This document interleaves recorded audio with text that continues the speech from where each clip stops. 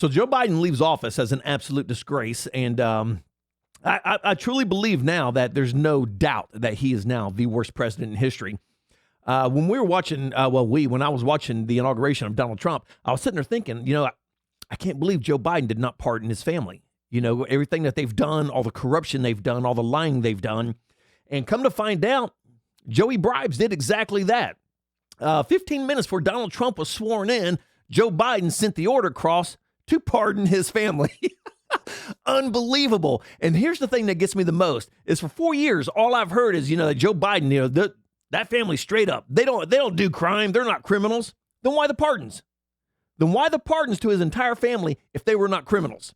If they had done nothing wrong, then why give them the pardons? Because to me, by you giving pardons to your family, you just admitted their guilt. Who, by the way, James Biden was getting ready to be investigated once Donald Trump got into office for lying to Congress. So that is why little Joey Bribes decides that he's going to sweep out the pardons. 15 minutes. He waited till Trump was in the Rotunda. Nobody even knew this was going on. And then after everything happens, Trump gets inaugurated and leaves. Then the world finds out that Joe Biden slid a bunch of pardons up under the rug.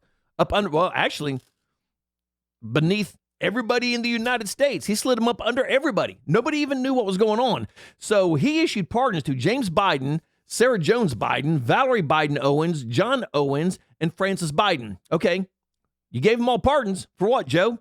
Because they're guilty. That's what. So once again, the law is not above anybody, or nobody's above the law, unless you're a Biden.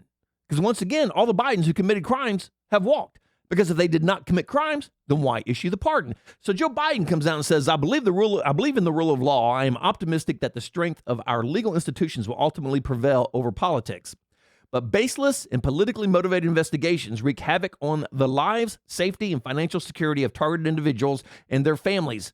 No shit, Joe. Kind of like you did to Donald Trump. Let's look at it here. Baseless and politically motivated investigations, exactly what you did to Donald Trump, wreak havoc on their lives. Well, how many assassination attempts did Donald Trump have? 2. Safety, well, there you go. And financial security, you tried to break him of targeted individuals. You tried to take his money. You tried to take his businesses. You tried to shut down his businesses. You tried to have him murdered. And yeah, I blame that. I put the blame on Joe Biden and Kamala Harris and the Democrat Party for all their vitriol and all their rhetoric of calling him a Nazi, calling him Hitler, the biggest threat to democracy. I mean, this went on for 4 years straight.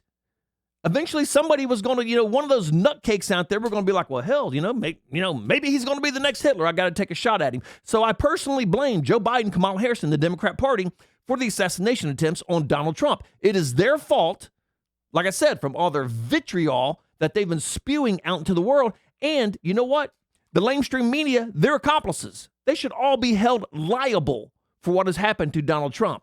But Joe Biden, to make things even better, he goes on, even when individuals have done nothing wrong and will ultimately be exonerated, the mere fact of being investigated or prosecuted can irreparably damage their reputations and finances. Yeah, we know, Joe. We sat by and watched you do it to Donald Trump because you were so afraid of the inevitable that he was going to come back and make you look like a fool, which he did. And now, you got to remember now, Joe Biden, like I said, he is now become the worst president in history, without a doubt. He has given more pardons and commuted more sentences than any other president before him.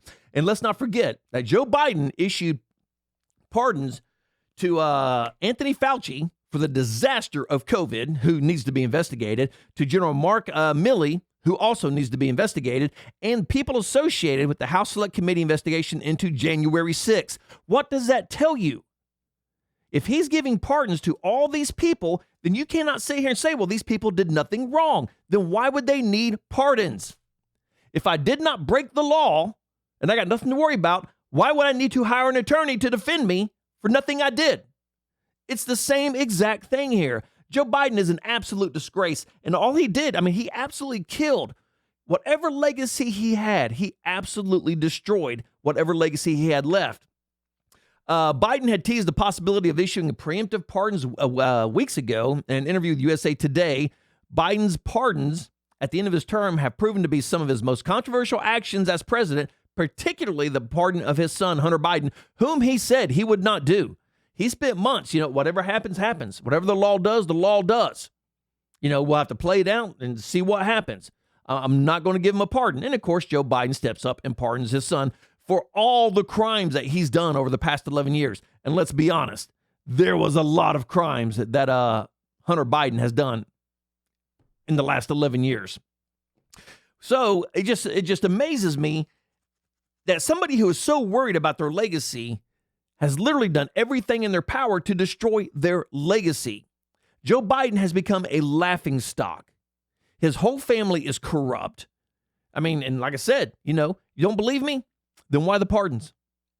Why? And I don't want to hear, well, he just gave him pardons so Trump couldn't go and investigate him. Well, they needed to be investigated.